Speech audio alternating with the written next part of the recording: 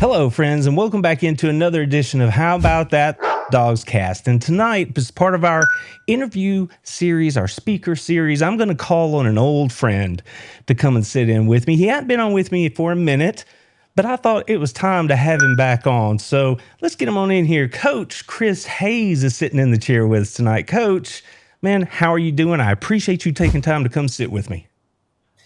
Randy, I appreciate you having me in this evening. It's crazy this time of year when you're a school teacher in education. I call it Maycember. People think December is crazy, but Maycember is crazy for teachers. But not only that, with graduations and awards nights and banquets and kids coming home from college, I'm also trying to give finals and do all those things at the end of the year. But I decided to get married, and my wife has her birthday along with Mother's Day during that month as well. So this is truly on top of that we are moving as well right now. So, so Maycember is at its fullest for me, and it's definitely a busy time of the year. But I'm glad to be here with you tonight, bud. I have never heard that phrase. I love it. I'm absolutely going to steal it. That's all there is to it. Thank I'm, you, I, man. I can see it with my future. I can see my future. I'm just going to start using that one all the time. So, like I said, we're not strangers, and it's been a minute. But back in the day, you've been on with my show a couple times. Different places we've been on together. So I feel like this should be more of just me and you having a chat, right? Let's just talk a little ball here about our Georgia Bulldogs, because Mhm.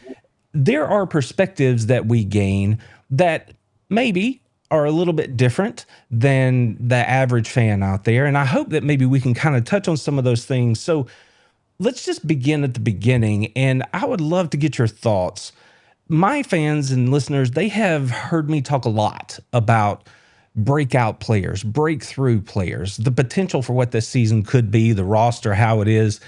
I'd love to get your thoughts as we stand today, post spring, on where Georgia is at from a roster standpoint, top to bottom, right? And that's obviously you're factoring in the portal, recruiting, guys that have been in the program. Where are they in your eyes? As a team, you look at consistency. The one thing that you always want to see with the depth that's coming back with a program, where it's on the defensive side of the ball, the offensive side of the ball, it's how well they come back together working consistently. You want to see a consistent pattern that takes place, no sporadicness. When you have time during the spring, especially, typically the defense is going to play a lot better because it's a lot of just read, react, making sure you're lining up, being sound in what the offense gives you, and doing your job to pursuit of the football. Offense has to execute. So there's a level of, precision that an offense has to look at. We know what we've got coming back in Gunnar Stockton now that he has basically, 15 games under his belt now, roughly, from last year as well as the previous year to that. And you're looking at an offensive line that's trying to create a new mold under Phil Rosher as well. Probably the most unidentifiable part right now is the wide receiver position, and that is because of the fact that we didn't even get to see London Humphreys or Jacoby White-Helton play in the spring game. So I still feel like there's that disconnect there. The one thing that it comes down to it is as we continue to move towards the summer into August, I really feel like from both sides of the football, we have a lot of snaps. But as far as unproven ability against other teams, we hear about great things in scrimmages. We hear how the offense torches the defense one day, and the next day the defense locks down, and you see all the 50-50 balls get knocked down, get intercepted, things of that nature. My perspective is consistency. I want to see the ability for a team to execute, and you actually sort of have a nice tug of war daily in the grind of practice, where one day the defense beats the mess out of you, the offense gets pissed off, they come back out the next day, and they just tear you apart, driving down the field, running the football down your throat, executing play action, being able to hit your targets when you throw, and seeing Gunner obviously evolve the offense and lead the offense down the field is very important to me. I really don't know there's something tangible to me about the defense this year that really makes me feel like we are going to have a better defensive standout this year because of our front seven, our front six, really, because we play so much five-man secondary. I think that we have guys that are coming back that are sort of the unknowns from last year. You think about Xavier McLeod, you think about Nnamdi Aboko, you think about Josh Horton, obviously what Elijah Griffin can do as well. But I think that interior group is what's going to stand up this year that's going to help the outside influence as well. The Gabe Harris at the edge, your Jack stand-ups, and people like, Quintavious Johnson and Kennebom and even Isaiah Gibson, hopefully getting some chances this year. We know what we can do at the linebacker level. Everybody says they worry about the defensive backfield, but the defensive backfield to me is more successful when your front in the box is taking care of business. If they're causing so much havoc that the quarterback doesn't have time to throw, it's amazing how much more successful the secondary can be. So that's something I think is going to be a difference in what we're going to see this year from last year. None of this bending, not breaking. I feel like we're going to see more havoc this year. We're going to see more stuff in early downs where we're not having to get off the field on third down, where we're making it very tough for people playing behind the chains, because I think we're going to have better we're going to have a better havoc rate from our box. I just think that that's something that's very important for us this year. And when that happens, that complements the secondary. So, offensively, we know what the tight end game can do. I think our running game, it was so nice to see with Dante Dowdle and what he was able to do. I think he adds a different dimension than even what we thought about last year with McRae. And I think that the stable of running backs plus the line, and, it's just a matter of getting the offensive receivers into a groove and finding those one or two guys that we can go deep on that's vertical, that can stretch the field. So there's good things to see. But again, it's just like with the spring game. I was so excited to want to be able to see, how we were going to install different people. I was looking for Sokovie White-Helton, for London Humphreys, and how Talon Taylor was going to be used.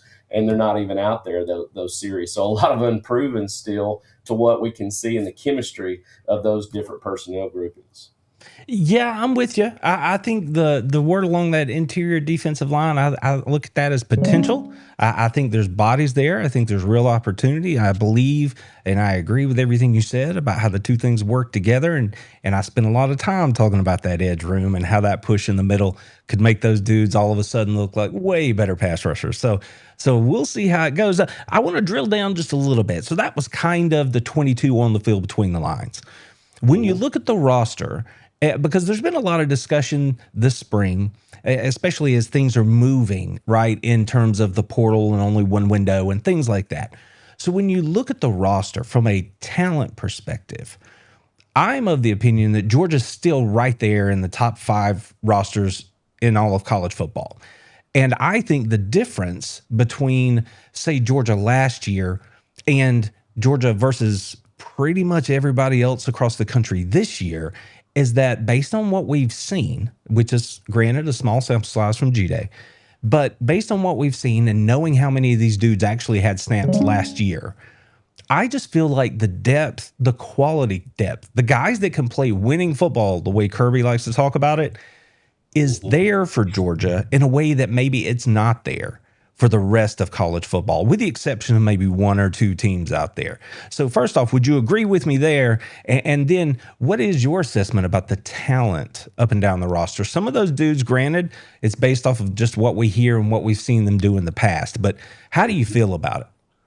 Well, it's not only as much of the talent when you look at stars, and that's something that I really would love to get into, because I really think that Coach Smart and staff are doing a better job at not only evaluating talent that's Yep. 3-star, 4-star, even 5-star talent, but bringing those guys in and developing them. And that's what I'm seeing more now. And I'm kind of segue what you said. It's not only the level of talent that I see, especially on the defensive side of the ball, it's how they've progressed that talent and how they've Mm-hmm. developed it. Because if you look at it, I think there's a steady group of about 4 guys on the front that can rotate another 4 in, and you don't really lose anything. It's the same thing at the inside linebacker position. We have 2 inside linebackers. You rotate that out, and all of a sudden the next 2 that go in, to me, there's no fall off. There's no drop off in the box. And I think that's important because, as you know, today's world, we've become more superficial on the depth chart. We don't have the 2 and 3 deep of 4 and 5-star guys. So realistically, you've got to develop all of your talent that you have on the field now. And what's nice to see is that developed talent, those top 3 recruiting rosters that we've had for the last, 3 to 5 years are beginning to show. So I agree with you, Randy, on that. That's something that's very important to me, is that not only do you bring that talent in, even though it may be a 3-star talent, it's like for example, AJ Lennon, the Clark Central kid that they brought in, legacy player. I think he's going to be someone down the road that we're talking about, just like we are right now with Chase Linton and what he's doing right now. There's a lot of those things that you want to see develop because nobody really thought about him.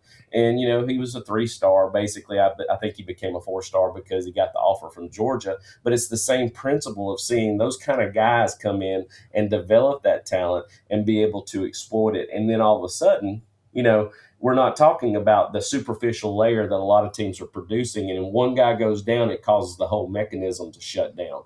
I think that is something that Kirby Smart builds and something that he has developed as a model, because I actually quit looking at recruiting stars now. I look at what they're evaluating and what I'm able to see on film. And that to me makes me feel better than any recruiting service giving the star service because this kid didn't go to this camp or didn't go to this camp and didn't get this star or that star. I like what I see on film. You could use the Campbell kid that they just got. He's a 3-star on the recruiting services, but I've watched his film. He's playing high level talent down in South Florida, Dade County, man, and he moves around very similar. He has a Raylan Wilson frame. He moves like him, does a really good job. I'm really impressed with how they've evaluated him. So, and it's the same thing offensively. I look at where we're at the offensive line now. To me, the way I look at it, Kirby's going to build these guys up. He's going to develop them. He's going to put the staff and put his trust in that development. And if you have the ability to play now, even as a true freshman, by God, you're going to play, aka Dontrell Glover, Juan Gaston. Hey, what's going to happen with Zakai Helton this year? Those kind of things on the offensive side of the ball as well. Kirby's going to continue with this model, and everybody else is going to be trying to reach and clutch and pearls, trying to figure out what that mechanical component is. And I think keeping kids on your roster, being able to continue to develop them, establish the culture you want for them, keep them consistent under the same, scheme. They understand their defensive and offensive responsibilities respectively. And to me, that's what builds winning football and winning football culture. There's a couple of things that you mentioned there. You used a phrase I use a lot, and I refer to it as the Georgia model, right? It's very clear. You recruit the high school level, you develop players, you spackle in where you see needs on your roster, right? Using the portal and things like that. And there is a big debate out there, which way's better. And I think 2026 is the first year really, where we're going to see whether or not Kirby Smart is kind of cooking with gas. You know what I mean? Because this is where the rubber's going to hit the road this year in terms of that model.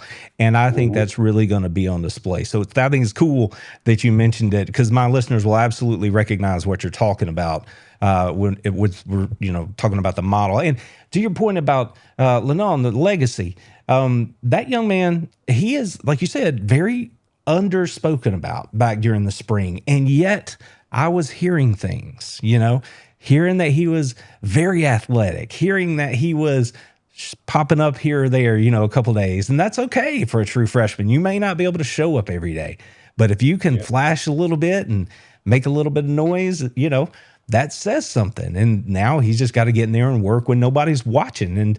And that's where it comes back to that developmental part. The thing about it, Coach, and I think you're going to agree with me here, is that ball don't lie, and lifers know what it looks like. And I trust these dudes to know what it looks like. So if they're telling me that this young man from Florida can come up here and cut it in the SEC, if he buys in and works hard, that's good enough for me, Chris. It just is. It is me too. I trust Kirby Smart in his evaluation process. I mean, he's been doing this for a living for a long time. He's seen a lot of ball players. I've seen a lot of ball players play. I've coached against a lot of quality ball players. I know talent when I see it. And that's something that I've always said. It's just like what we were talking about with AJ London, but it's any kid that's out there right now trying to fight for playing time, is you don't sit there and you count the reps. Every rep you get, you make them count. So don't count reps, make reps count.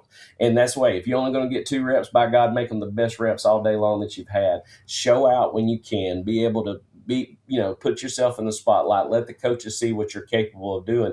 And I promise you, Randy, there's going to be more of that in today's world, because we don't have the ability to stack depth anymore. If you can play, you're going to play, especially with the Mhm. fact that a lot of kids are only staying for 3 years now before they're headed off to the NFL if they're capable of going, and that's the beauty of the progress, is because if kids are patient and they see what they can do over a 3 year period, and hey, I don't know what my initial evaluation is for the NFL. Hey, I might need to stay another year and develop one more year. Heck, they have no problem with that because they know they've entrusted in a system that's working. And Coach Smart, like I said, in the model of what we talk about is so important, because I'm going to tell you this too, Randy. Relationships matter. And when it comes down to it, these kids are still kids. They're teenagers that are becoming into their 20s. They're trying to find and figure out what their niche is. Basically, they're trying to find themselves, and you've got to have quality people that's raising these kids up the right way. And that's the reason why character is so important. A lot of people Mhm. don't see that. I know right now we're dealing with always distractions at this time of the year. I know the Jamarly Riddle news came up today, and everybody's wanting to talk about that. They want to continue to try to throw us under the bus when it comes to the culture standout. But that's not anything that Coach Smart can control. What he's trying to do is help prevent those things, yes. But also, too, I think it goes across the board that if you have a kid that's willing to go out there and be committed to something bigger than himself, and the character is there, I think that is something that's very important. Not only being a coachable kid that is a high level, elite level talent. I think of somebody like Kamari Brooks, for example, high level kid, highly intellectual, highly cerebral, very coachable kid, high character kid. And that's what Coach Smart's trying to install, because to me, you can be mentally exhausted for a long period of time as a coach when you're having to deal with constant distraction after distraction after distraction. It loses focus on the fact of what you're trying to do every day in the X's and O world. And so that's important. And that's the reason why he mentions that so much in pressers, is the character is so much important about who that kid is, where they come from, how they represent themselves, and what they're going to do in their standout time while they're at the University of Georgia, in a commodity that it is, the brand that Georgia is. And that's the thing too. We're in graduation season, so you're going to hear this at every graduation you go to, right? It's not about what happens to you; it's about how you respond, or some take on that. And you're not when you're 19, when you're 20, when you're 21, man, 50 seems forever away. But there's a Mm-hmm. lot of life between 22 and 50 that you're going to have to navigate. And so Yep. it's those kind of lessons that I hope and believe that they're working to instill in these young men. So I since we're talking about recruiting, let's keep it topical right now, because if you look over the last week or two, maybe three, you could say, man, Georgia's on a bit of a skid, right? They've had some decommitments, they've had some things going on. News just broke this week about part of Jared Curtis's NIL deal, right? Was that he was going to get to be in a movie, that kind of stuff. And so when you look at recruiting right now, and this ties back to that model we've been discussing, are you comfortable with the way Georgia's going about it? Or are you someone who feels like they have to put the gas down a little bit more? Otherwise, they're going to run the risk of sliding back. Because we know how we feel about the development, but you still got to be in that conversation. Where do you fall on that topic? I guess I'm OG, man. I am really much old school guy. I feel the same way Kirby does. If Dante Wright, for example, the one that just decommitted that went to Miami, we know that there's a lot of bags being slung around, and that's typical of the vocabulary that we hear when it comes to a kid. We get shoved in a locker. I mean, everybody that's out there that's kind of, I hate to say it, sort of football ignorant. And there's only, the gaslighting can only go so far. So that's the way I feel like. I don't look at it that way. I see it this way. Coach Smart knows where the investment of his money needs to go in particular players in particular positions, because of the amount of positions you have to fill for that, the depth level, and also, believe it or not, there's a convenience value to that as well. Hence, like Keemon Spell. I don't know if Keemon Spell would possibly be looking to come to Georgia right now if we had three stables in the running back room that were probably just maybe freshmen and a lot of sophomores. We've got the potential to probably lose, without a doubt, I know two for, I would say maybe Frazier and Chauncey decides to go next year. Dante Dowdle's run out of eligibility. Yep. So, with what they've brought in this past year with the Peel kid and the Jay Lamar kid, Keemon Spell's got a chance to come in as a freshman and do like we just talked about, to be able to show up, show out, and possibly be a starter in his freshman year. Timing is also a sequence with all of this as well when you look at the recruiting cycles and how they work. But to answer your question, I don't care about Dante Wright 5-star leaving. What I do care about is their evaluation process. And the way I see it is, if Dante Wright decides he wants to go to take more money that's being offered to him as a DB to go to another school, and we bring in two more DBs that are 4-star kids that have all those attributes and dispositions that we talk about, I feel good about that, honestly. Because when I look at a kid that's a 5-star athlete that hasn't stepped foot on a college football field yet, I feel like every time you look at it, and honestly, to tell you the truth, with the way NIL is nowadays, Randy, I feel like every kid is like an investment, like you're gambling. You're almost looking at it from a standpoint of, what do we need to put all of our chips in right here? Do we need to go all in with this kid, or do we not? Because you do not know what you're going to get out of that kid once you invest in them that way, because they could be a bust, and all of a sudden now you've lost out your money. There's a lot of schools out there playing with the house money. And I think Georgia does a really good job from a business model standpoint. And this is where, to me, CEO Kirby comes in and plays. And I think he does a great job of not only his evaluation process, but he knows exactly how he wants to allocate his funds for all the different people. And believe it or not, he'll put a certain number out there. For example, like with Dante, I'm sure there was a number figure that was out there. Miami obviously trumped it, and he decided to take the money. And when I see a kid taking money over the fact of, hey, I can play for a championship program that's going to play for SEC championships, as long as they continue that, at least be in the top position for the SEC every year, and playing for national championships, making the playoffs every year, versus a team that might be hit or miss once every 7 to 10 years. I know it's hot right now with what Miami did last year, but I don't think that they have the sustained success throwing money out like they are, because they're going to have so many inconsistencies of where they're at in their recruiting, because they're putting all their money in one place, and then all of a sudden, does it hit? Great. That's awesome. But where's your depth from all of that, from all the other money you could have spent somewhere else?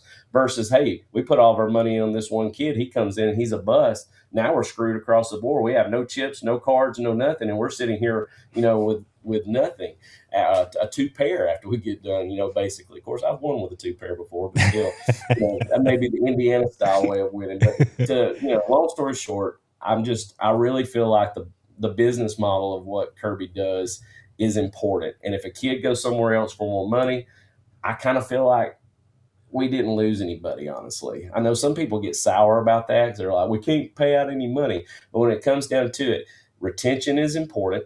Keeping the kids that you recruit is important. And the ones that want to be there are the ones that I want to coach and get better. And I know that there's always going to be a solid list of kids that they're recruiting that they'll bring in and do a good job with. And to me, the ones who want to be there, that want to be a part of that, and again, go back to what I talked about earlier about being, part of a team that's bigger than themselves, and not looking at just the initial amount of money you can get versus what you're going to go out there and execute and do on the field, to me is far more important. And that stuff doesn't rub me the wrong way. It used to, because recruiting used to matter, where you had a kid that when he was a freshman in college, you knew you were going to see him as a senior in college or a junior in college. You could invest in that kid and feel good about him because you knew he was going to be a Georgia Bulldog for 4 years, 3 years, depending on how good he was.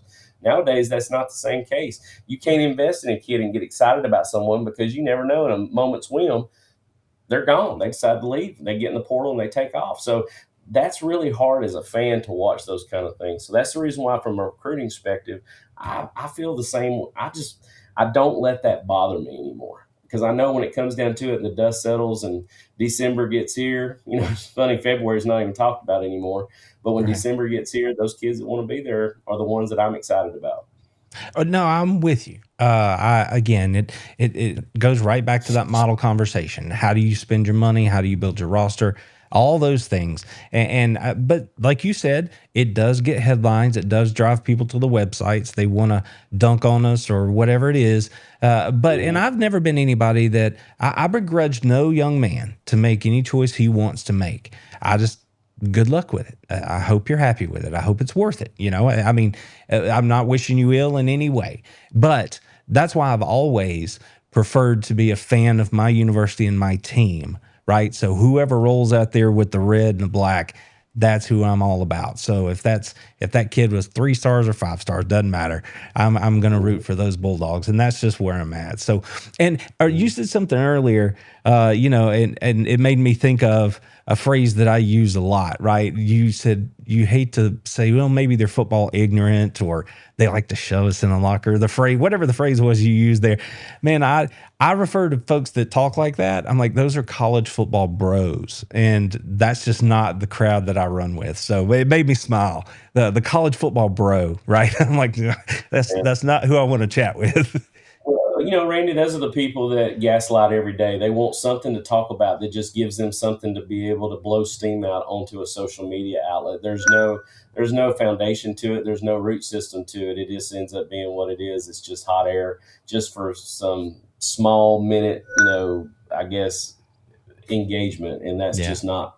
I'm like you. I don't stand for that, because if you do that, you're going to live a life on a roller coaster. And in this world, to not be mentally exhausted, I can't imagine coaching high school football the way I have over the years, to be mentally exhausted the way I have been throughout the year, with distractions, extra things going on with school, girlfriends, problems at home, parents, Yeah. whatever it may be. And then you're trying to coach a football game on top of that, on top of the fact that they're trying to maintain good grades and all that too. I can't imagine that has to be multiplied a million times at the college level, especially in the Division I spotlight that Georgia's under. I can't imagine what Coach Smart's staff have to deal with day in and day out. Just like I said, dealing with the distraction today of what's been busted out with Jamari Riddle's news. So yeah, it's tough. And I wonder too, I know there are systems in place. I've never heard the bones of it, but there Mhm. have to be systems in place, because Coach Smart readily acknowledges that the young men, obviously they're on social media. They obviously see this stuff. And I'm certain that in their coaching, in their school sessions, in their specialists that they bring into the building, they help these young men deal with those things, separate it out. If they can't get them to leave it alone, I'm certain they help them navigate through dealing with that kind of stuff. It's just the mental part is too much in today's world, and I'm certain they're working on it. Mhm. Let's shift gears a little bit.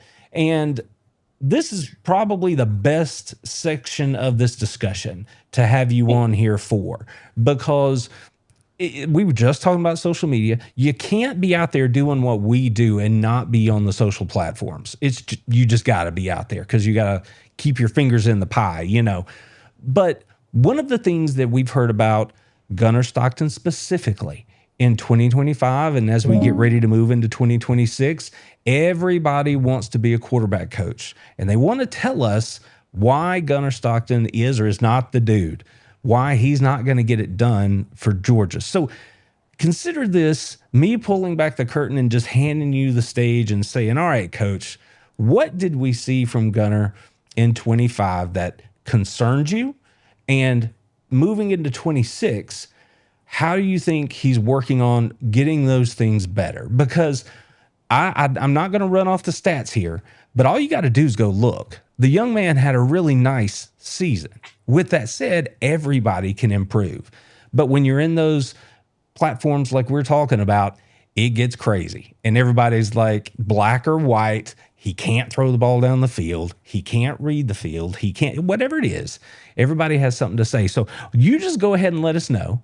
What did you see that concerned you? What did you like? And where do you think we're going with Gunnar specifically here in 2026? A good question. And, to save us having to go down a massive rabbit hole, I'm going to talk about two technicalities here, because Okay. I've broken down everything that he's done, from his 3 5 step game, his quick game, his boot action game, his counter boot action game, and his RPO game. I think that you've got to develop strengths, period, that are suitable for what he does well. And what he does very well is he's able to do anything out of counter and play action, because he's got a set motion of 2 receivers to 3 receivers that he's looking for. It's either in flood, which is what you do typically in zone. You mesh against man to man, things of that nature that we run as well, which I think has probably been his downfall, is being able to stay in the pocket long enough to progress through, say, a 3 to 4 receiver progression and be able to layer the ball over between the hashes. I think everything that Coach Bobo had set up was a lot of stuff outside the hashes, but I think he does a great job. When you have a running or ability to have a +1 quarterback that has the ability to run, he becomes the fourth option in the flood. When you have basically some type of, a slide action where you have somebody coming across and being the flat guy, you have somebody on the intermediate out and somebody on the deep, and then you have the ability to run the football on top of that. I think all of the strengths as we looked at the season progressed due to the fact that his offensive line play got better. You've got to understand at the beginning of the year, the offensive line was struggling to find a 5-man chemistry. You had injuries that were taking place. They were moving two true freshmen around to try to fit that mold for them. And, Coach Searles really had a lot to do. I mean, it was seriously trying to put a Band-Aid on a dam break. It was absolutely at times really hard for us to see a progression take place because he would basically come off his second read and he had somebody in his face and he would have to take off running. As the year progressed, I think he did a really good job of beginning to adjust, especially trying to, a lot of people don't realize that he hit a lot of guys in zone. He hit a lot of curl routes. He did. I know there was times where we felt like the inconsistencies of when he should have made the throw and he underthrew a tight end on a seam route or overthrew him for an interception like he did against Kentucky. I think as time goes on, that was something that was being forced upon him because, the coaching staff saw that too. They wanted to be able to call those 4-man progressions where you have middle of the field type players that should be coming open, the second dig route behind the first dig, things that we saw Carson Beck obviously hit. And we know that that was one of his specialties was throwing the ball over the middle of the field, layering the football. Gunnar Stockton just doesn't do that very well. So there's nothing wrong with that. But when your OC knows that, hey, I know one thing that he was very good at, which I'm surprised we didn't run more of. I watched the RPO game was phenomenal last year. I mean, I showed it especially in a couple of cut-ups where we get a big play to London Humphreys to convert a first down when we're inside the shadow of our end zone against Kentucky. We throw a touchdown against Florida to Dylan Bell. We should have thrown a touchdown to Talon Taylor. If the guy doesn't get his hand up, Talon Taylor's wide open on the RPO as well. The RPO game's got to be something that gets put in the bag a little bit more, especially how well we run the football. There's no doubt play action is going to be suitable for us because we established the run so well that they're going to have to be sucked up a lot of times because they have to honor the run. That helps us out as well. And get Gunnar Stockton out from behind center. Get him on true rollouts or counter boot rollouts off play action that puts him outside the tackle box to give him the option to run the football as well as throw it down the field into the flooded zones. There's no doubt that he's got to improve, as you asked in the second part of your question. What I've got to see from first year to second year is his ability when it is, okay, we're in the middle of the field, it's third and medium, and we call a pass play, and it's a 4-receiver progression where we've got all sorts of things taking place. You've got to be able to read the field, step up in the pocket to buy more time if the offensive line is doing your job, and be able to execute that one throw across the middle of the field. The dig route, the post route, the shallow route, the MOB route, whatever it may be that they're running in that case scenario, they've got to be able to execute those kind of plays. We saw it as the year went on, and that's the reason why it was so frustrating to watch him play against Ole Miss at home, Texas at home, and then turn around and play the game like he did against Georgia Tech. It's really tough because when you're in a situation like Georgia Tech, they rushed 3, rushed 4, they showed simulated pressure and dropped 7 and 8 in zone coverage. They were going to make Gunnar try to find windows. But we've got to have receivers that are going to get open in those windows, and you've got to anticipate it and do it. It seemed to me when Gunnar was at his best is when he was behind. If you look at what he did against Ole Miss in the Sugar Bowl, if you look at what he did against Tennessee earlier in the season, when he was forced to make those throws, I think he finally had that mentality, just screw it. I'm going to throw it. I'm going to force that window. But as time went on, when he didn't have to do it, he was so conservative with it. So I say Gunnar Stockton, I know you want to see those windows come open. I know they're there. I think you're reading the defenses a lot better as the years progress. That's giving you such great practice over this past year. Trust your instincts and throw the football. Let it go. Let it rip. Do those things that we saw when you are behind and you are having to stress now and you are having to put the ball out there into the middle of the field, which is uncomfortable to you.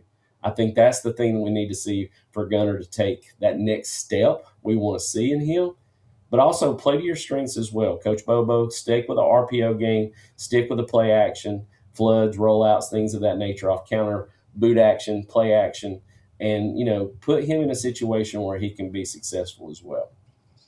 I got to tell you, I was sitting here thinking, I'm like, I hope he talks about Texas.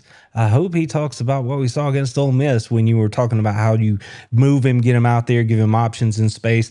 I'm like, man, we saw it. We know it's there. But I also agree with you that when you got to make that throw, man, you got to make that throw. Yeah, that's who you got to be at Georgia. And anticipation is key. I was happy to hear you drop that word in there. I'm like, absolutely.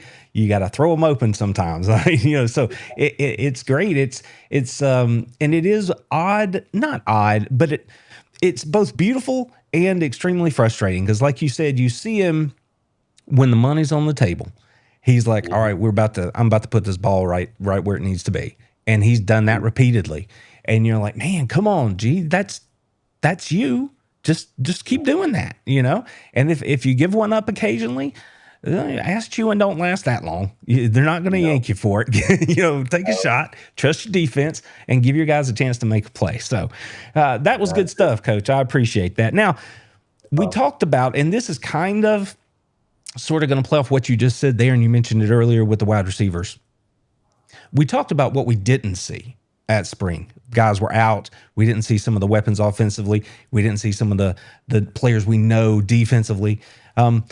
What did stand out to you from the spring window there that we did see? What really jumped off the page out of the reports to you, what you saw with your own eyes at G-Day about, all right, I'm putting that in my back pocket. That's going to play. What did you take away from it? I was thoroughly surprised, both being at G-Day as well as the fact of being able to watch the film over and over again. I'll take it through each level. Zakai Helton is the real deal at guard. There's no doubt about it that he will be starting at that position. Not only does he look good in that position, he looks like a 3-year vet. He looks like what Dontrell Glover was doing in his first year as well. Very excited about what he's going to be able to do at the offensive line. From the wide receiver standpoint, believe it or not, even though I know he probably dropped more than he caught, but the fact that he was targeted so much because of whatever happening with the different rotations. But Craig Dandridge, it's really nice to see his targeting got increased. He comes down with probably 2 or 3 of those back shoulder throws to Braylon Conley in defense.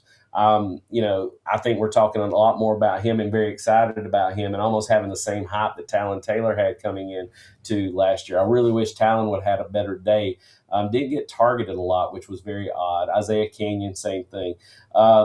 You got to love the tight end play. I think everybody wants to talk about the tight end play. But it's nice to see the depth that you can have from that tight end room. They're the best personnel grouping in the nation.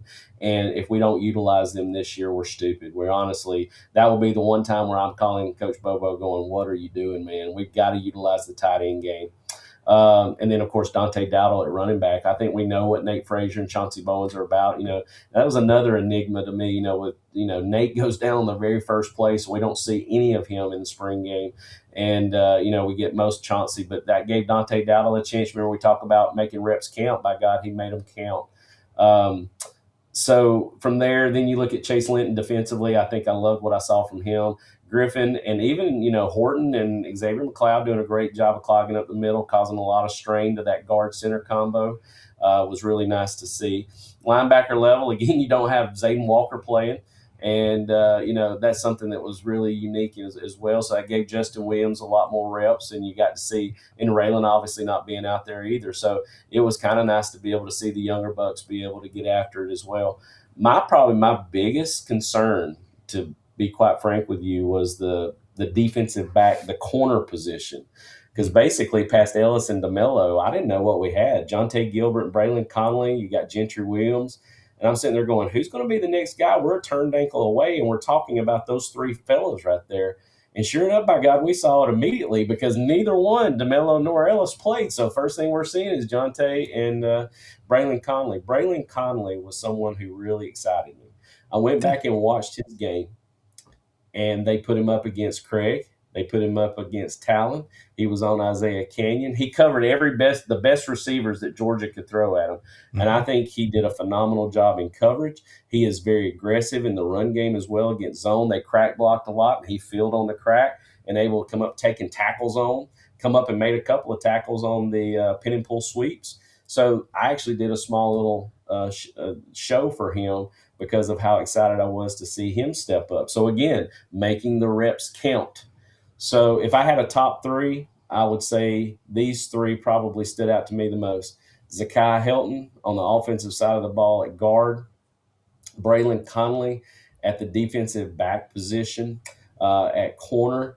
And I would even say, even though I know it's crazy to think, well, I have a 3A and 3B. Is 3A would be Dante Dowdle at running Mhm. back. And then I love the fact that we targeted Craig Dandridge a lot. I think they see something special in him, even though, like I said, a lot of those passes didn't get hauled in. I think they see something in him that could be the fact that we're seeing him a little bit more, similar to how we kind of saw Talon Taylor sort of put into the offensive scheme this past year. About that wide receiver room in general, I kind Mm-hmm. of have a feeling that there's a lot of dry powder there. And I think just because we hadn't seen it doesn't mean it's not there. So I'm looking for us to really learn some things and be pleasantly surprised by some of those dudes that we see, especially Mr. Sokovie White. I think this is I think this is going to be a big year for him. Somebody that I did not mention, and I cannot believe I didn't, because I've watched film now. I've probably watched the game 20 times, and I've broken down so many different people. Don't don't forget about Jeremy Bell. Oh I yeah. don't think people understand that he played a lot of that slot position, but he was on the second team offense. But I'm going to tell you, man, he got called back on the end around play, which was a crap call by the hold by, I think it was Fogel. I mean, great end around play. He had a split on a fast screen that got 10 yards. There was just every time he touched the ball, he executed very well, and he's quick and shifty. And he's someone I think that can compliment in there as well. People just don't want to talk about him because last year he had the viral thread where he dunked over the top of somebody because of his hops, and then he had a good spring that year too. And it was the same situation, but don't count him out too. I think that's someone that could be another shifty type player in the slot that complements with Sokovie White Helton. Do you have a lead horse in the race for that star position? Because if we look at Braylon, I mean, you take the top two corners. I've pointed out that that safety two position alongside KJ is vital. They sort that out. This defense is gonna be pretty doggone solid, I think. And that could be Khalil Barnes. That's who I kind of hope it is. But like you mentioned, Gentry Williams is in there. Braylon's in there. We still got Rashawn Dinkins. Do you have a lead horse or just a gut feeling about that star position who you think might take the first go at it? I think what you have, if nobody else pushes right now, if you started on tomorrow, the umbrella would be obviously DeMello and Ellis on the outsides. I see KJ at free. I see Rashawn Dinkins at strong safety, and I see Khalil Barnes as the strong safety. I mean, as the nickel. So Okay. that's my five right now. Zion Branch can get in there and get some things done as well, but I saw him rotate in a little bit at strong. But I think they've done a good job. They had a specific entity they wanted Khalil Barnes to come in and do, and I think he's going to fit that role very nicely. That'd make me happy. All right, let's kind of put a bow on this thing. Can't let you come in here and talk Georgia Bulldogs about the 2026 season and not give me what your rational expectations are for this team heading into the year. I'm not asking for predictions. I'm not asking for win losses. Just what's a rational expectation for this squad based on what we know so far? It's unique too with their schedule this year. I don't know, a lot of people realize, right out of the gate, we're playing teams that we haven't played in the past. And to me, you go on the road and play in the SEC, as Coach Smart has always said, any game can be, anybody can get up for a game and play very well. You got Arkansas week 3. I don't know how many more people are going to be watching our game against Arkansas that ain't going to be worried about that LSU Ole Miss game that same week as well. But Right. yeah, but and then we got Oklahoma that next week at home. But still, just new names on the roster, on the schedule, and looking at everything that goes along with it. It would be crazy for me not to predict us still not fighting for the SEC championship position.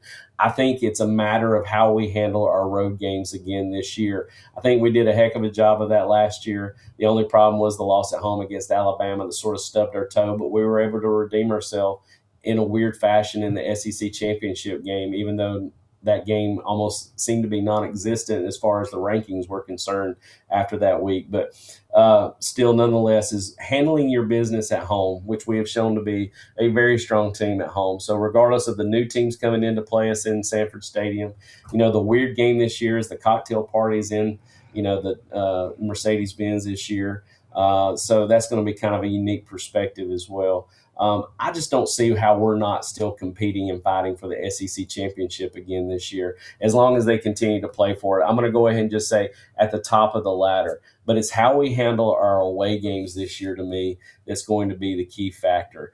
And you think about it, a lot of people don't realize we were basically a field goal miss away from losing to Tennessee in Neyland Stadium last year. We had to come back against Ole Miss at home. Those kinds of things that go along with it. So with a good season, as good as we saw it last year, we were very capable of losing 3 games in the regular season and not even realizing it. So it wouldn't put it past me as this year progresses, because I want to see it sort of like what you're talking about. Not only are we seeing sort of that neogenesis of the depth and how we want to see that talent be developed and be pursued and see how it works this year, it's the same principle. Let's see what this schedule looks like this year, a very unique, little different schedule this year, and see how that year plays out, because some of those games that we won last year could easily go the other way. And it comes down to it. Do we show dominance this year versus just, the time where not being able to quit and being able to come back? I love that as a football team, to be resilient. There's no doubt about it. That makes you a better football team. But when you have polished for a year and you got a lot of guys returning with experience, with a lot of game reps, you want to see all of a sudden now that you're not fighting in a phone booth, that you have a little bit more of a dominance in what you do. So it's how we win our games this year, to me, that's going to be very important too. But still, nonetheless, it would be crazy for me. I would be remiss to think that if we're not playing for an SEC championship again this year, it would be a disappointing year. Yeah, not in the conversation. I'm with you there. And then obviously, if you're in that game or you're in the conversation, you got to think that you're going to make that CFP field and take your chance there. So I would agree with you there. I think that's rational. I don't think we're raising any alarm bells just based off of everything we've seen and what we know about this team and this coach. Coach, did you have something else? Well, I was just going to say, doesn't it seem like nowadays, with the way the college football playoffs going, excluding even talking about the 24, maybe possibly expanding to, doesn't it feel like 2 seasons now almost, in a sense, where you're playing 12 games and then all of a sudden it's like, okay, there's a cutoff point. Now we've got to win these next 5 or next 4, however it goes. And that's tough, man. I'm telling you, a lot of people don't realize how hard of a football season you have when you have that many games that you're playing and your season goes from August to January, almost February.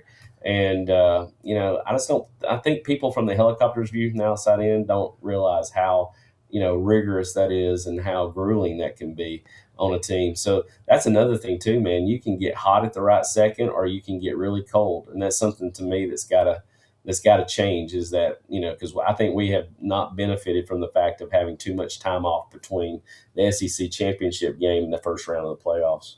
No, I agree with you wholeheartedly. And you didn't put a number on it, but this is the first year of that 9-game SEC schedule. So just like last year, and Kirby talked about it after the SEC championship game, that was game 9 as far as an SEC matchup was concerned. And now the entire league has to go through that. Then you've still got the championship game in the playoffs. So I'm with you there. And that's why I'm hanging my hat on that idea that this year, this Georgia team, to me, seems like it's deeper in more spots than most of the other teams that I see out there. But even with that, we're all still just an injury or 2 away, and everything can just turn to dust. That's just that's the way modern college football is. Yeah, exactly. Well, and I wish that was not the way it was, but I mean, that's something that as a coach and as a staff and what you just mentioned can cause a complexity that goes beyond even the reaches of what the fans see. And that is when you're dealing with those kind of injuries and the mental exhaustion and all the things that go in with it. So you're right.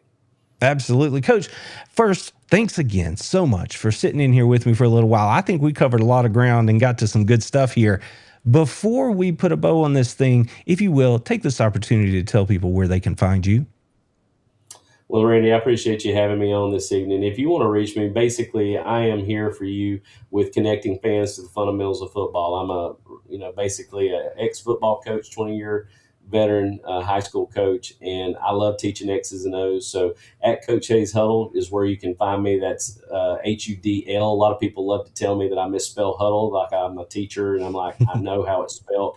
But Huddle there's a software out there that football teams use called Huddle, HUDL. I have to tag it to the end of my name so I don't have any copyright issues with that. But still, nonetheless, that's where it's at. It's Coach Hayes Huddle, HUDL. You can find all my social media outlets through that, YouTube, through all X. You can go Facebook, TikTok, all the different ones. You can find those out there for me. But I do enjoy breaking it down for you, and if you enjoy, I'd love for you to subscribe. Friends, this is the kind of stuff you get hanging out in this space, in this community. My buddy like Chris coming in here and breaking it down for you the way really I'm not going to have anybody else on here to do. So I hope you enjoyed this episode.